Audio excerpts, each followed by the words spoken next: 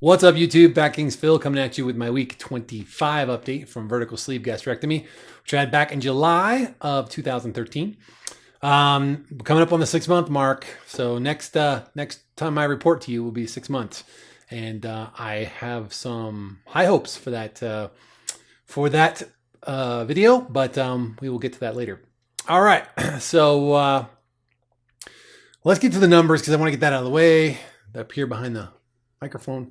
All right, so the day of surgery was 332.8. Today, thank God, was 245.6, which is a 1.8 pound loss for the week, which I will take all day and all night, which brings me to 87.4 pounds total.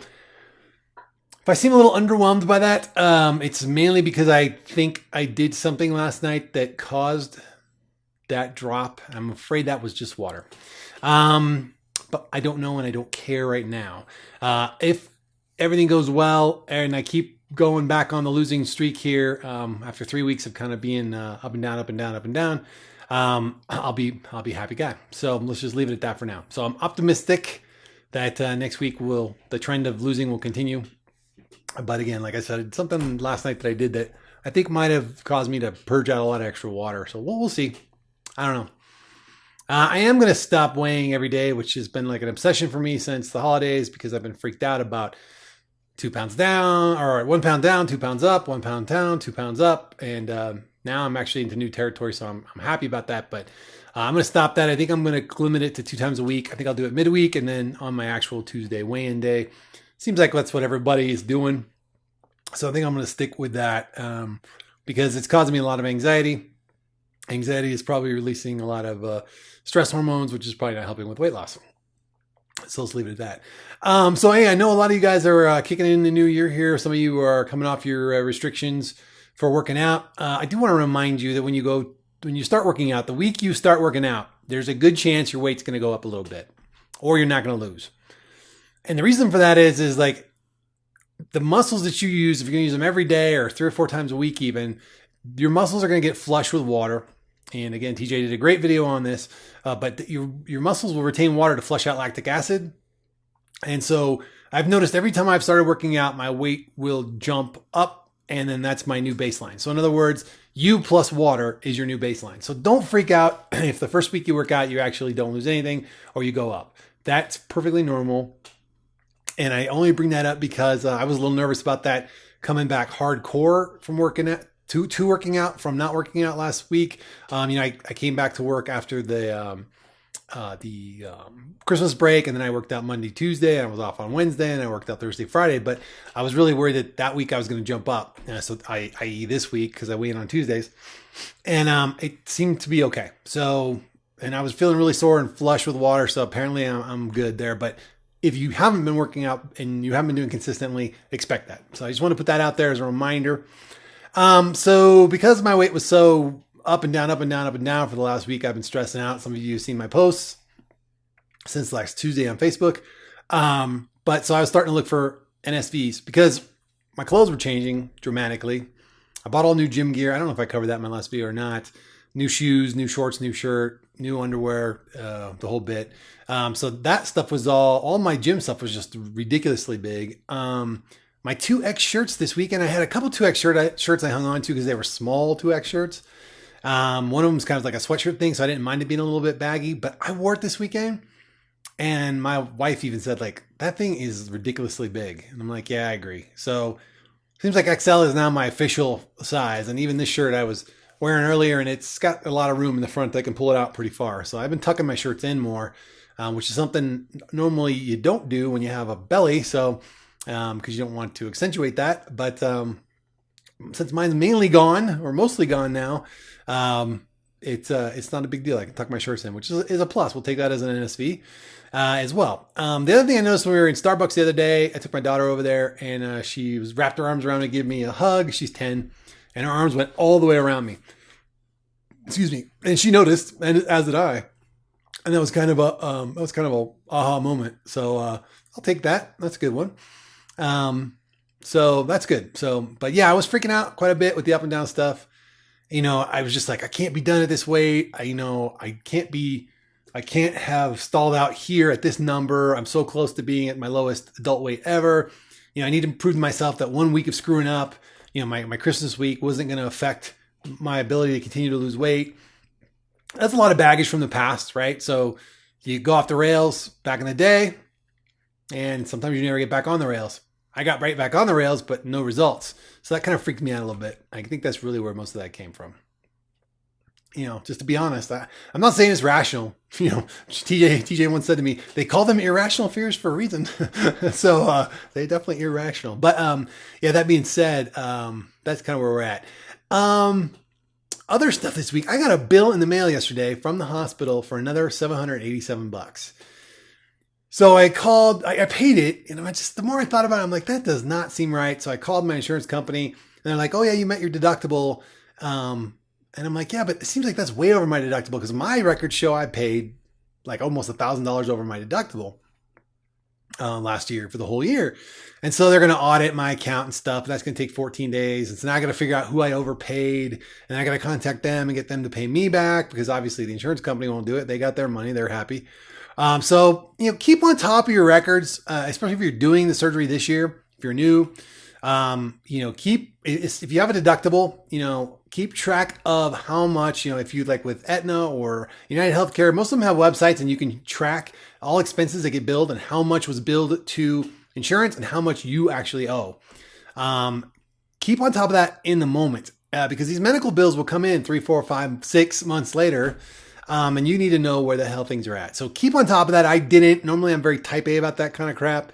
I came from an old HMO mentality. I grew up through an HMO kind of mentality back in the day, where, you just paid it and whatever, they handled it all. Being on the high deductible plan, which I love a lot more. I just didn't realize I had to be a little more diligent about keeping on top of the bills. So my stupidity, learn from it and enjoy. So take that for what it's worth. Northern Oregon's back, thank God. I understand why she took her little hiatus, and I'm not bagging her for it or giving her shit. But I am glad she's back. She had a really great video today. If you did not see it, go check it out. I think she made some amazing points, and I liked the fact that she kind of approached the whole journey piece of this more than just the weight loss piece of it, and why maybe some people focus so much on the weight loss piece versus the whole journey, and how some people focus on the whole journey and not so much on the weight loss piece. And I don't think there's a right or wrong way at all. I just thought it was very insightful, and that might help some folks out there who are kind of struggling with doing both sides. I am one of those people right now who tends to be focused on the weight loss, and maybe in some respects wrongfully, I use that as a way to not deal with the other things I probably need to address at some point. I don't think it'll be any easier to deal with those things when I'm thinner, but, or at goal, but I think maybe having a big win like that, something I've never been able to conquer, having that win in my column of crap that I achieved, will change my perspective a little bit on things. So, I'm hoping anyway. I could be completely wrong. And, I'm not subscribing to her way is right, my way is right, or anything in between. Just, I thought it was interesting. So go check that out. I am going to take the plunge and buy the powdered version of the Isopure, and I'll let you know how that goes. I bought a 3-pound thing for $42 was on sale, which is pretty good. And I'm going to keep 3 of the Isopure bottles from the last, case I bought, and I'll just mix it up and put it in those. So we're going to see how that tastes, and we're going to see how that works. The problem with the Isopures is they just kill me in the pocketbook. So if I can get, double the amount out of the powder that I would just get over the counter, and have that much less glass that I'm, having to recycle and stuff, it's kind of a win all the way around for me.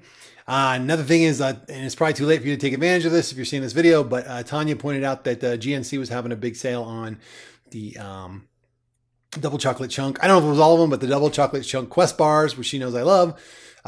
So I ordered another case of those, or another carton of those rather. So I think it was only like, with everything shipping, everything was like under $20 or around $20, which is pretty good for all of them. It's like worked out to like $1.50 a piece or $1.58 a piece for bars. Normally those things are like $3. So that's a pretty good deal, or more in some places. So that was kind of nice. So that's kind of what I've been doing on the weight loss front. Exercise has been good. I did weight training yesterday. I pushed a little bit harder. I told my trainer that for every pound under 250, I would start adding weight for my squats and my dips. Well, now that I'm significantly under, 5 pounds almost, I had to pick up the 5 pound weight, hold it behind my back while I did my squats and my dips and stuff. So as I want to keep my legs strong enough to maintain that 250 pound squat level. I'm there. It's, I have that ability now. So I'm just going to have to try and maintain that. I just don't want to lose any more muscle strength there if I don't have to. So we'll see how that goes. I downed my actual weights on the bar for curls and shoulder presses and stuff because she's really wants me to focus more on making sure I get all the reps in. And when I upped the weight, I couldn't do all the reps. And she's like, I really think that's a mistake. So I'm going to give it a try her way. She also recommended that I get regular Gatorade and cut it in half, like, put half water, half Gatorade, and sip that throughout the workout just to give me the little extra energy I need to get through all the reps. I don't know how I feel about that. That's more calories. That's real sugar, carbohydrates. I'm struggling with that. I haven't done it yet. I don't necessarily disagree with her 100%. And actually, after watching another video today, and I'm going to forget whose video this was now, but they were saying that their doctor said that, if you're in, 6 months or more in or 9 months in, that you kind of need to start upping your calories in order to, especially if you're working out 400 or 500 calories a day, which I've been doing since day one. I don't know, man. Let's see. I need one more week of loss, and then maybe I'll play around with the whole Gatorade banana piece. I was thinking about doing half a banana before workout too, and upping my calories overall for the day. I've been very strict about my proteins, my lean proteins, for my lunch and for those things. I've been very, very careful about the things I've been adding because I notice, I like to put a little mayonnaise in with my chicken, not a lot, but even 1 teaspoon is, it's a significant amount of calories, 90 calories. So, or 1 tablespoon rather, sorry. So I've been I cut that in half and then I mixed in more spice, which was fine. It tasted great. And then sometimes I'll add a little bit of the ranch dressing to my salsa when I put it on like a meat, and normally like a ground meat of some kind, chicken, turkey, beef, whatever. And I'll kind of mix that in just to give it a little bit of more moisture. But again, that's another really high calorie thing. So I'm trying to cut those things out, and it seems to be helping me have more food at the end of the day where I can I can have a Quest bar or whatever. I can have a Nisopure or whatever. So, and I'm getting my protein goal a lot faster for the calories I'm taking in. So that's a plus. So I think I'm going to stick with that for a while and see how it goes. And then I'll try and add in, if I can maintain that really well, it's not like an effort, but if I can just kind of get in the habit of that, maybe I'll add the half banana in before the workout, and the diluted Gatorade during the workout. We're not talking a whole bunch. I'm just talking about maybe half one of those plastic bottles, but still, it scares me a little. And I guess that's just, hey, I want to make sure this is going to work ultimately, and I'm going to get to my goal and get these 30 pounds that I think I have left off, and kind of see where I'm at then, and then I can play with my diet a little more. We'll see. I don't know. It's a lot of me putting a lot of pressure on myself for some reason lately. And this has been going on since before Christmas. I don't know. Work's been picking up. It's getting a little stressful there. This next couple of weeks is going to be rough. It's going to be rough. I got some big projects coming up this year. If you're not a little scared, you're not pushing yourself. So in that respect, I guess I'm pushing myself.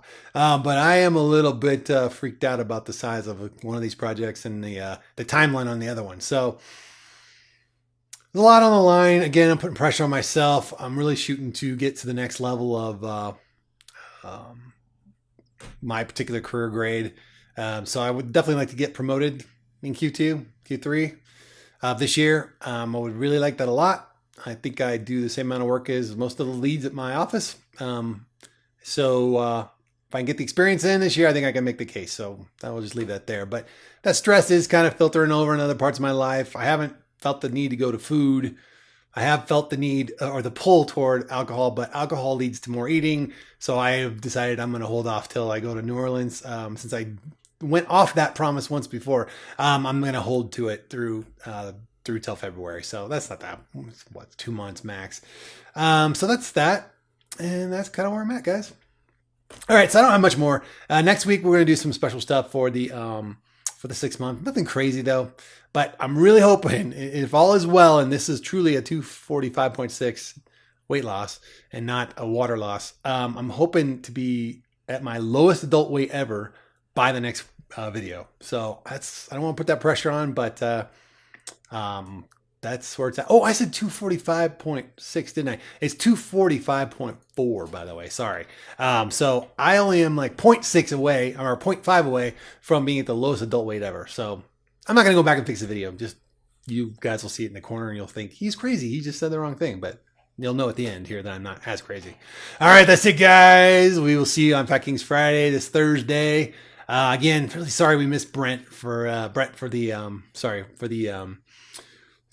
Down Under edition, but we'll probably do another one at some point, Down Under Part 2 or something. We still got to do a Canadian one, and if we get some European fans in here, we'll do that. So I probably isolated all the French ones, but that's the way it goes. All right, see you guys later. Remember, it's good to be the king.